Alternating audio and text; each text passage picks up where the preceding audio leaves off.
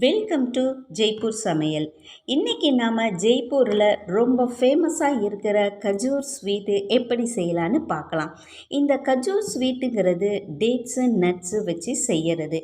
இந்த ஸ்வீட்டு ஜெய்ப்பூரில் per KG 950க்கு விற்கிறாங்க. இந்த ஸ்வீட்டு வீட்லேயே ரொம்ப ஈஸியாக எப்படி செய்யலான்னு பார்க்கலாம்.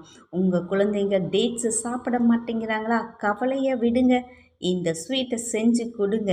எவ்வளவு சீக்கிரமாக காலியாகுதுன்னு மட்டும் பாருங்கள். வாங்க இப்போ எப்படி செய்யலான்னு பார்க்கலாம். இதற்கு தேவையான பொருள்: முந்திரியை ஒரு கை இப்படி எடுத்து வச்சுருக்கேன். அதே போல் பாதாமையும் ஒரு கை எடுத்து வச்சுருக்கேன். டேட்ஸ் ஒரு 40 டேட்ஸ் எடுத்து வச்சுருக்கேன். டெக்கரேஷனுக்காக கசகசா ஒரு ஸ்பூன் எடுத்து வச்சுருக்கேன். இங்கே பாருங்கள், பாதாமை நான் இவ்வளோ சின்ன சின்னதாக கட் பண்ணி எடுத்திருக்கேன். அதே போல் முந்திரியையும் நான் சின்ன சின்னதாக இப்படி கட் பண்ணி எடுத்துருக்கிறேன். பாருங்கள், டேட்ஸை கொட்டையை எடுத்துட்டு இப்படி நான் வச்சுருக்கேன். இதை என்ன செய்யலான்னா, டேட்ஸை மட்டும் நம்ம மிக்சியில் போட்டு நம்ம கொஞ்சம் கிரைண்ட் பண்ணிக்கலாம். இங்கே பாருங்கள், நான் மிக்சியில் போட்டு இப்படி அரைச்சி எடுத்துருக்கிறேன். இப்போ நெக்ஸ்ட் என்ன செய்யலான்னு பார்க்கலாம்.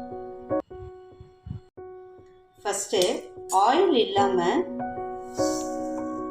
கசகசாவை ட்ரை ரோஸ்ட் பண்ணிக்கோங்க. ஆயில் ஊற்ற வேண்டாம்.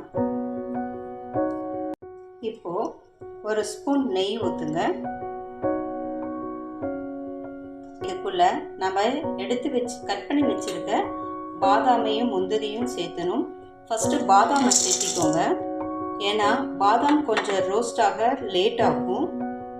அதனால் ஃபஸ்ட்டு பாதாமை போட்டுட்டு அதுக்கப்புறம் நம்ம முந்திரியை போட்டுக்கலாம்.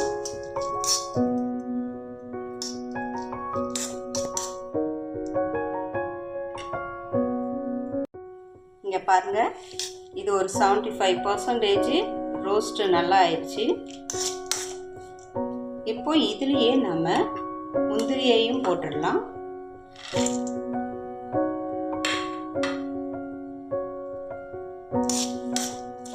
இப்போ ஒரு 2 நிமிஷம் அந்த முந்திரியையும் ரோஸ்ட் ஆகிற முடியும் கொஞ்சம் ஃப்ரை பண்ணுங்க. ரொம்ப சிம்மிலேயே வச்சு பண்ணுங்க.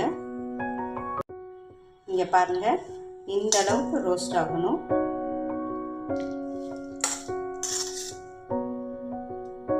அவ்வளோதான்.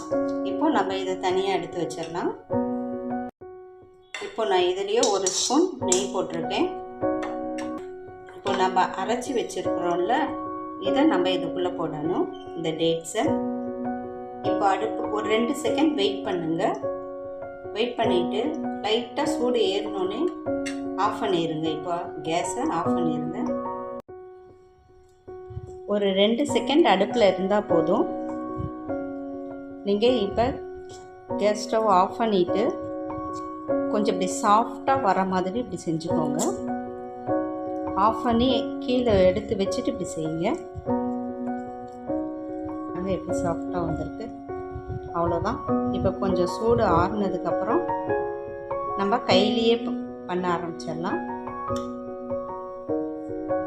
சூடு ஆறிடுச்சு. நான் இப்போ இதை ஒரு பிளேட்டுக்கு மாற்றிடுவேன். நம்ம எடுத்து வச்சிருக்க அந்த நட்ஸ் எல்லாம் இதுக்குள்ளே போடுங்க.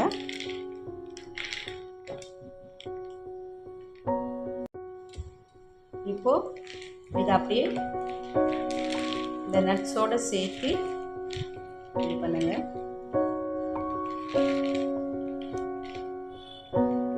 எல்லாம் ஒன்றா மிங்கிள் ஆகிற மாதிரி பார்த்துக்கோங்க. இப்போ இதை கையிலேயே இப்படி ரோல் பண்ணிக்கோங்க சின்னதாக. இப்போ நம்ம என்ன செய்யணும்னா, நம்ம டெக்கரேஷனுக்காக எடுத்து வச்சுருக்கோம்ல இந்த கசகசா, இதை அப்படியே இது மேலே அப்படியே போட்டுடலாம்.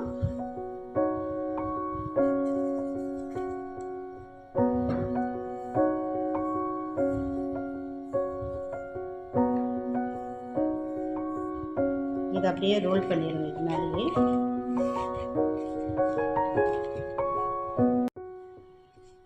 அவ்வளோதான். இப்படி கொஞ்சம் டைட்டாக இது பண்ணிக்கோங்க. இப்போ பார்த்தீங்கன்னா அப்படியே ரொம்ப லூஸாக ஏதோ கழண்டுட்டு விழுகிற மாதிரி இருக்கும். ஆனால் நீங்கள் இது 1 ஹவரில் ஃப்ரிட்ஜில் வச்சு எடுங்க. அப்போ பார்த்தீங்கன்னா இது ரொம்ப டைட்டாகிக்கும். என்கிட்ட அலுமினியம் ஃபாயில் வந்து சின்னதாக இருக்கிறதுனால நான் இதை 2ஆக கட் பண்ணிக்கிறேன். இங்கே பாருங்க, இப்போ கட் பண்ணால் அது கட் பண்ணவே முடியாது. இதே ஃப்ரிட்ஜில் வச்சு கட் பண்ணிங்கன்னா உங்களுக்கு ஈஸியாக இருக்கும். இந்த ஷேப்லாம் மாறுது பாருங்கள். அதுக்காக தான் நம்ம 1 ஹவர் ஃப்ரிட்ஜில் வச்சுட்டு கட் பண்ணோம்னா அழகாக ரவுண்டாக அந்த ஷேப் மாறாமல் வரும்.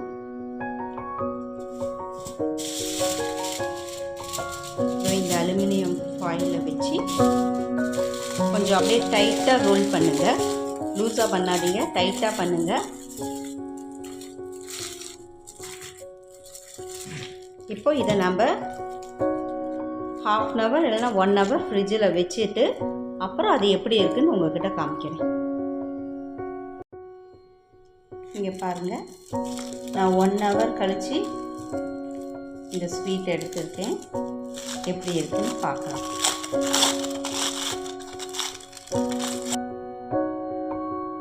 பாருங்கள் எவ்வளோ அழகாக வந்துருக்குதுன்னு.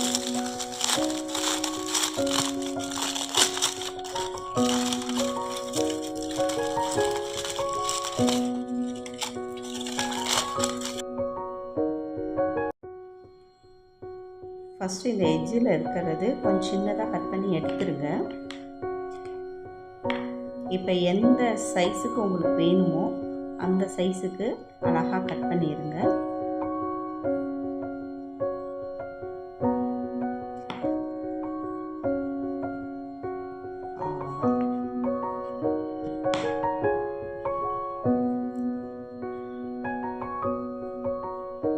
பாருங்க எவ்வளோ அழகாக கட் பண்ண வருதுன்னு.